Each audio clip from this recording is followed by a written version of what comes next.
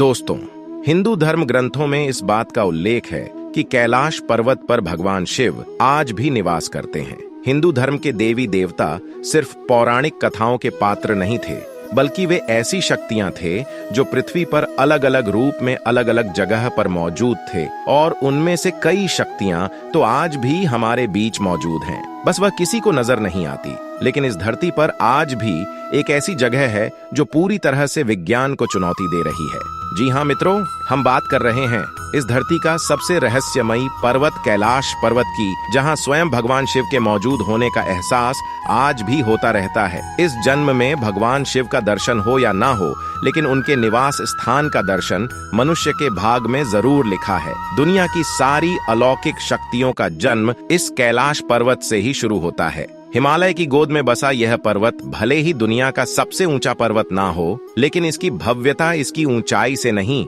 बल्कि इसके आकार में है। शिवलिंग के आकार का यह पर्वत स्वयं में ही एक मंदिर है। इस पर्वत की महानता इसी बात से हो जाती है कि आज तक कोई भी मनुष्य इस पर नहीं चढ़ पाया है, और जिसने भी इस पर्वत पर चढ़ने का दुस्साहस किया है उसे मृत्यु ही प्राप्त हुई है। जब बर्फ से ढके इस पर्वत पर सूर्य की किरणें पड़ती हैं, तब यह पर्वत सोने की तरह चमक उठता है। तब ऐसा प्रतीत होता है कि मानो कैलाश ही सत्य है और सत्य ही शिव।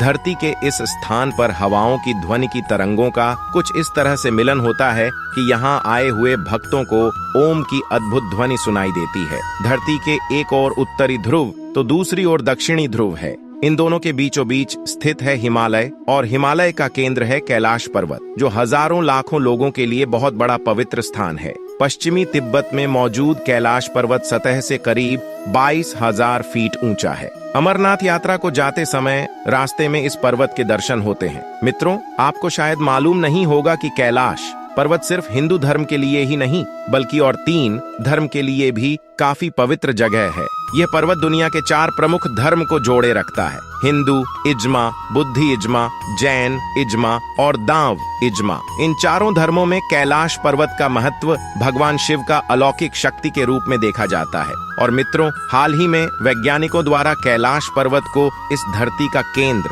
यानी एक्सिस माना गया है। इस पर्वत पर दिशा सूचक यानी कि कंपास भी काम करना बंद कर देता है। बहुत से लोगों और शोधकर्ताओं द्वारा बताया गया है कि कैलाश पर्वत पर ही चारों दिशाओं का मिलन होता है। यह पर्वत इस धरती के सभी जीव जंतुओं को जीवित रखने के लिए वातावरण को बनाए रखता है, और शायद इसीलिए इस जगह को प्राकृतिक शक्तियों का भंडार कहा जाता है।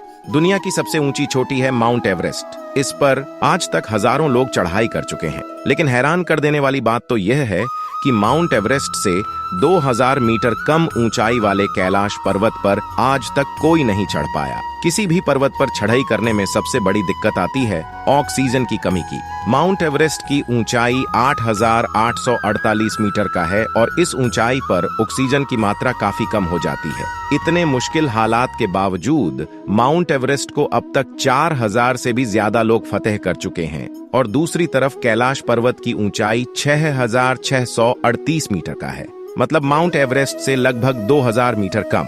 इसके बावजूद आज तक कोई भी इसके शिखर पर नहीं पहुंच पाया, क्योंकि माउंट एवरेस्ट के मुताबिक बेहतर ऑक्सीजन लेवल होने के बावजूद लोग इस पर नहीं चढ़ पाते। कैलाश पर्वत पर चढ़ाई करते समय एक खास सीमा के बाद ऐसी घटनाएं होने लगती हैं कि मानव यह पर्वत हमें वापस जाने की चेतावनी दे रहा हो। ठंड अचानक बढ़ जाती है, मौसम भी बदलने लगता है। ऐसे में जिसने भी इस चेतावनी को अनसुना किया वह इस पर्वत से वापस नहीं लौटा। हिंदू धर्म की मान्यताओं के अनुसार कैलाश पर्वत को भगवान शिव का घर माना जाता है, और बगैर उनके आज्ञा के कोई उनके स्थान पर आ जाए ऐसा होने नहीं देंगे। यानी कि कैलाश पर्वत पर चढ़ाई करना असंभव है। परंतु तिब्बत के लोगों का कहना है कि 11वीं सदी में तिब्बत बौद्ध योगी मीर रब्बानी इस पर्वत पर चढ़ाई की थी, और वह सफल भी रहे। लेकिन इस बात को साबित करने के लिए उन लोगों के पास कोई प्रमाण नहीं है। कैलाश पर्वत के बारे में तिब्बत मंदिरों के धर्मगुरु बताते हैं कि कैलाश पर्वत के चारों ओर एक अलौकिक शक्ति का प्रवाह होता है। कहा जाता है कि आज भी कुछ तपस्वी इन शक्तियों के माध्यम से आध्यात्मिक गुरुओं के साथ संपर्क करते हैं। इस कैलाश पर्वत से जुड़ी काफी दंत कथाएं भी प्रचलित हैं। उन्हीं कथाओं की सच्चाई का पता लगाने के लिए 1999 में रूस के नेत्र रोग विशेषज्ञ अर्नेस्ट मुल्ला सेन ने कैलाश पर्वत के रहस्य का खोज करने के लिए एक टीम बनाई, और इस पर्वत का कई दिनों के अध्ययन करने के बाद उन्होंने अपनी किताब में बताते हुए दावा किया है कि कैलाश पर्वत की छोटी, बिल्कुल इंसानों द्वारा तैयार की गई पिरामिड जैसा लगती है। और कैलाश पर्वत की यह छोटी प्राकृतिक नहीं, बल्कि किसी इंसान या फिर किसी अन्य शक्ति द्वारा बनाई गई है।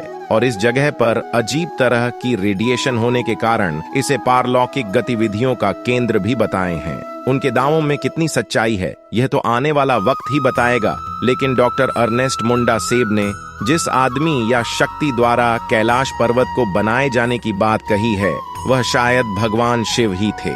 अगर हम भी कैलाश पर्वत को थोड़ा ध्यान से देखेंगे तो ये बात काफी सही भी लगती है, और शायद इसीलिए इस पवित्र पर्वत का दौरा करने वाले लोगों ने दावा किया है कि वहां समय काफी तेजी से गुजरता है। नाखून और बालों की वृद्धि जो सामान्य परिस्थितियों में लगभग 2 सप्ताह में होती है, वह यहाँ केवल 24 घंटों में हो जाती है। और इन पहाड़ों के बीच की हवा तेजी से उम्र बढ़ाने की प्रक्रिया में मदद करती है। ऐसे ही जब रसिया के एक पर्वतारोही सरजी श्रेष्ठ या कोडवाणी जब कैलाश पर्वत के बिल्कुल करीब पहुंच गए तो उनका दिल बहुत तेजी से धड़कने लगा और उन्हें अचानक कमजोरी महसूस होने लगी, जिसके बाद उन्हें ख्याल आने लगा कि उन्हें यहाँ नहीं रुकना चाहिए। इसके बाद जैसे ही वे नीचे आते गए उनका स्वास्थ्य ठीक होता गया और 2001 में आखिरी बार स्पेनिश टीम के लोगों ने इस पर्वत पर चढ़ने की कोशिश की थी। तब वह पूरी दुनिया भर के लोगों के दबाव के कारण उन्हें अपनी यह खोज रोकनी पड़ी,